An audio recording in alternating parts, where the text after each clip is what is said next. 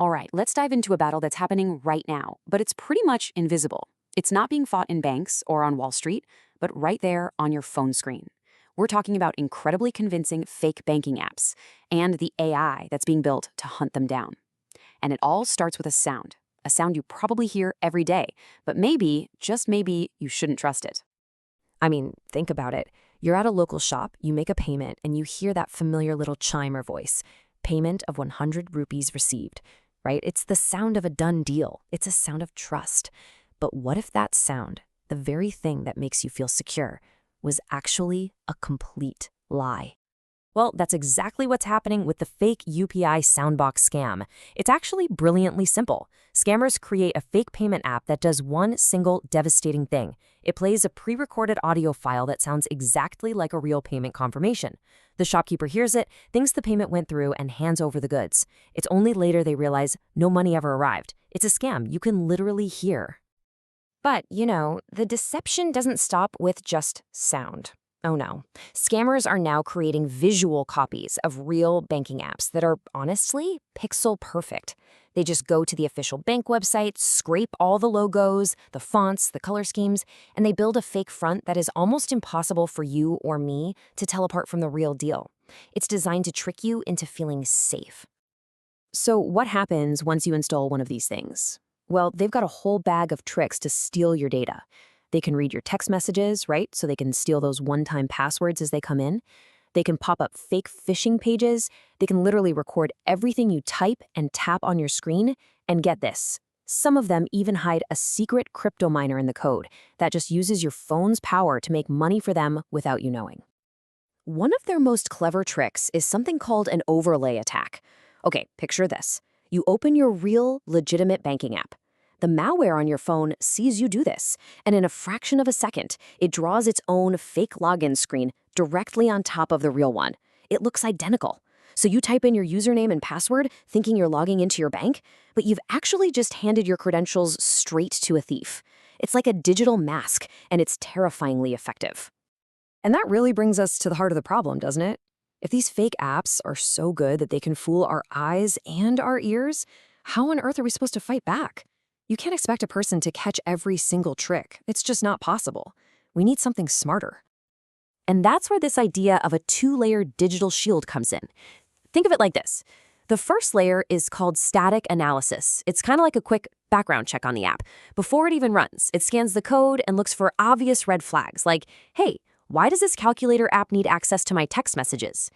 Then there's the second layer, dynamic analysis. This is more like live surveillance. The system runs the app in a safe, isolated environment, a sandbox, and just watches what it actually does. So this all comes together in a pretty clear pipeline. First, a suspicious app gets uploaded into the system. The static scan does a quick pass, filtering out the obvious bad guys. Then, the app is passed to the dynamic scan, which can catch those sneakier threats, like an app that tries to draw that overlay we talked about, or one that tries to play a fake payment sound. And finally, an AI model looks at all this data and spits out a final risk score. Now, this is a really important point. This is not just another antivirus program. Your traditional antivirus is reactive. It basically has a big list of known bad guys, and it checks to see if an app is on the list. But if a brand new threat comes along, it's completely blind. This AI approach, on the other hand, is proactive. It doesn't care about a name on a list. It looks for suspicious behavior. It's looking for the pattern of a crime, which means it can spot brand new, zero-day threats that no one has ever seen before. Okay, so blocking a threat is good. It's great. It protects the user, and that's the main goal. But it doesn't really stop the attacker, does it? They just move on and try to scam someone else. So what if we could do more? What if we could actually turn the tables on the scammers themselves? This is where a really cool cybersecurity concept called a honeypot comes into play. A honeypot is basically a digital trap. It's a decoy. You set up a system that looks real, maybe even a little bit vulnerable, specifically to attract attackers. And while they're busy trying to hack into your fake system, you get to sit back and watch their every move in a totally safe, controlled environment. And that idea is the engine behind this platform's most game-changing feature, a system they call TrapMaster. See, this isn't just about building a higher defensive wall anymore. This is about actively shifting from defense to offense. It's about deciding to fight back. So check this out. Here's how the trap works. Once the system confirms an app is malicious, instead of just blocking it, it can go into counterintelligence mode. It secretly reroutes the app's network traffic to the honeypot. The attacker on the other end, they think they're connecting to their own server to collect the stolen data, but they're not. They're connecting straight into a trap that is logging everything: their IP address, their location, the tools they're using, every command they type. And the pure genius of a honeypot comes down to one simple fact. A normal, real server has millions of legitimate people connecting to it all the time. But a honeypot, it has zero legitimate traffic, which means, as this quote says, any interaction with it is, by definition, malicious. Every single packet of data is pure evidence. There's no noise, just the signal of the crime itself. Okay, this is all fascinating stuff, right? But what's the actual real-world impact? Why does turning a malware scanner into an intelligence-gathering tool really matter?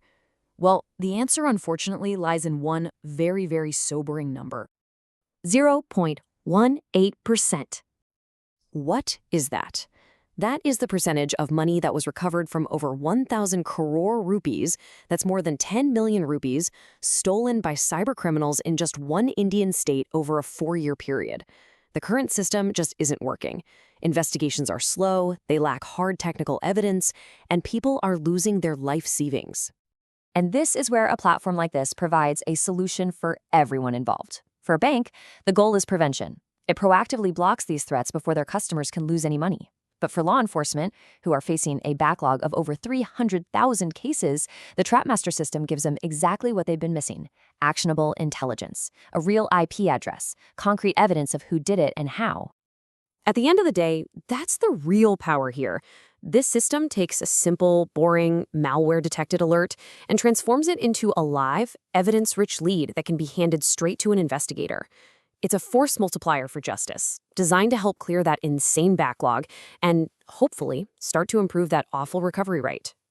So, I'll leave you with this thought. For years, we've just accepted that our security software is there to block things, to put up a wall. But what if that was just the beginning? What if every single time an attack was stopped, it also automatically generated the key evidence needed to start tracking down the person who launched it? That is the future that this kind of technology is pointing towards.